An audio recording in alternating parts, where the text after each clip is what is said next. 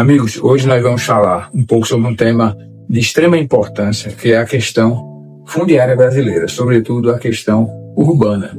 Antes de tudo, eu vou fazer uma pequena referência a um trabalho excepcional, que este trabalho coordenado, dentre outros, pelo professor destacado Edilson Nobre, que é em homenagem ao ilustríssimo professor Amaro Cavalcante, que foi um dos mais brilhantes ministros do Supremo Tribunal Federal, já de muitos anos atrás. E neste livro, exatamente, o meu capítulo é sobre a questão regularização fundiária urbana no Brasil, mito ou realidade. Por que eu destaco esse mito ou realidade? Vou falar um pouquinho rápido sobre as questões de propriedade no Brasil.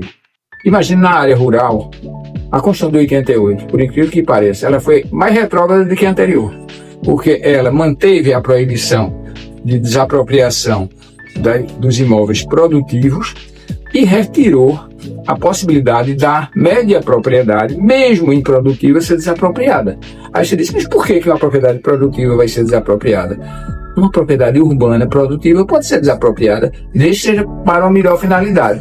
Pega um estado feito o Rio Grande do Sul, você vai ver que lá, como praticamente todas as grandes propriedades se enquadram no conceito de propriedades produtivas, estão fora do programa de reforma agrária. Então, mesmo ali no entorno de Porto Alegre, de Canoas, uma série de áreas que poderiam ser destinadas, por exemplo, a cultivo de hortaliças para abastecer a cidade, tem que ficar destinadas aos grandes plantios para exportação.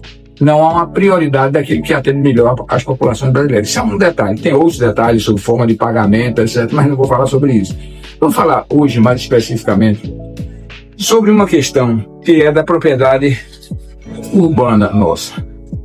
Aí vou invocar a minha experiência de já vários anos como registrador de imóveis aqui da cidade de Olinda, vizinho a Recife. E nós verificamos que o universo de imóveis irregulares, ou seja, que não segue as regras cadastrais, não estão no registro de imóvel, vai muito além dos 60%. O indivíduo das áreas pobres, pelo custo, pelas dificuldades, pelo desconhecimento, ele transfere a propriedade como era o recibo, às vezes no papel pautado. Aí o que é que você está tendo hoje? Está tendo programa muito enaltecido nas várias esferas de governo, o programa de regularização fundiária. A regularização fundiária brasileira, ela, no meu entender, é isso que eu abordo nesse trabalho, é mais um faz de conta. Por quê?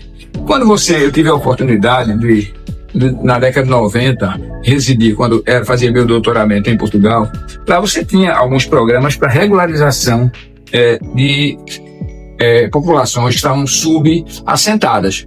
E era com a construção de conjuntos, chamadas habitações sociais, as pessoas eram remanejadas, e aquelas habitações subnormais eram destruídas. Aqui a gente está tendo um programa, a partir da legislação federal e um espelho na Constituição, onde se pega uma área, se atenua às exigências urbanísticas. Vocês encontram na Lei 13.465 de 2017, e aí permite que o indivíduo tenha uma propriedade menor do que seria para ter, com as condições de saneamento menores que deveria ter, de urbanidade menor do que deveria ter de urbanismo, e aí dá-se um título a ele. O indivíduo passa a ser titular de uma casa de 4 metros por 5, que não é muito diferente da posse de 4 metros por 5 que ele tinha, até porque os campeões já não paravam. E aí faz uma solenidade, distribui-se milhares de títulos, o indivíduo fica satisfeito, leva para casa aquele título, e aquilo melhorou em que, no mundo dos fatos, a sua condição social? Melhorou em que a sua vida? Seria muito mais razoável, embora muito mais custoso, que nós tivéssemos um programa intenso de assentamento de pessoas em condições dignas. Isso aí que seria o importante, e não a regularização. Eu já tive a oportunidade, inclusive, de aparecer em processo de regularização sobre aspectos formais, mas continuo a entender que esse modelo de regularização fundiária que nós temos no caso brasileiro, tão enaltecido por todos os prefeitos, etc., é uma ficção.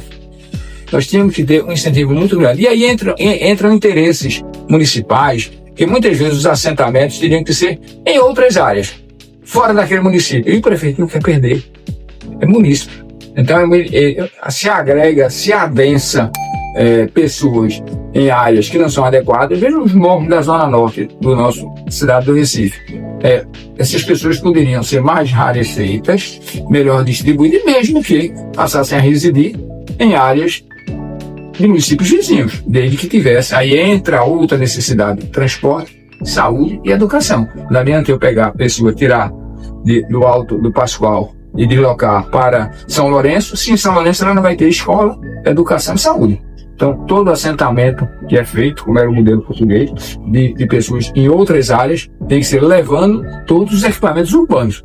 Eu acho que a ideia de dar condições dignas às pessoas é muito mais com este modelo de fora, do que esse modelo que vem sendo usado no Brasil. Esse modelo que vem sendo usado no Brasil é ficcional. É um modelo de regularizar, de atenuar exigências legais, exigências técnicas que são necessárias para uma condição de vida razoável e que aqui não se tem feito. É isso aí. Penso que vocês reflitam sobre isso. Sobre o que é realmente regularização fundiária. É só dar um título? Não. Regularização fundiária é dar condições dignas, com acesso aos equipamentos urbanos, com condições boas de moradia, de salubridade. E é isso que a gente precisa para a população brasileira. Um abraço a todos.